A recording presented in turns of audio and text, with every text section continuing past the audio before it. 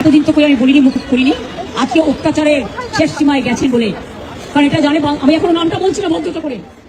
বিধানসভা নির্বাচনে পরাজয়ের পর প্রায় 1 মাস নীরব থাকার পর আবারও রাজনৈতিক ময়দানে সরব হলেন পশ্চিমবঙ্গের তৃণমূল কংগ্রেসের সভানেত্রী মমতা ব্যানার্জি। আর প্রথম বড় রাজনৈতিক কর্মসূচিতেই তিনি এমন কিছু মন্তব্য করেছেন যা ইতোমধ্যেই রাজনৈতিক মহলে ব্যাপক আলোচনার জন্ম দিয়েছে। 2 জুন কলকাতার ধর্মতলায় ওয়াই চ্যানেলের ধর্ণা কর্মসূচিতে অংশ নেন মমতা ব্যানার্জি।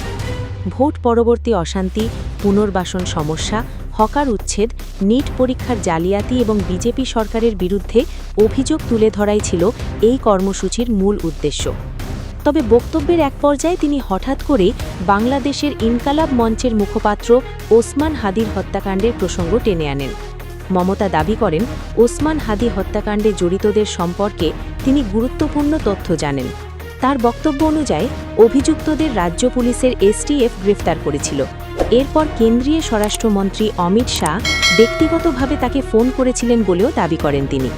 মমতার অভিযোগ, তাকে অনুরোধ করা হয়েছিল বিষয়টি প্রকাশ্যে না আনতে। সভামঞ্চ থেকে তিনি বলেন, ঘটনাটির পেছনে কারা ছিল এবং তদন্তে কার কার নাম উঠে এসেছিল তা তিনি জানেন।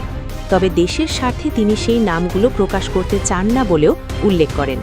তার ভাষায়, এসব তথ্য প্রকাশ করা হলে পরিস্থিতি আরও উত্তপ্ত হয়ে উঠতে পারে।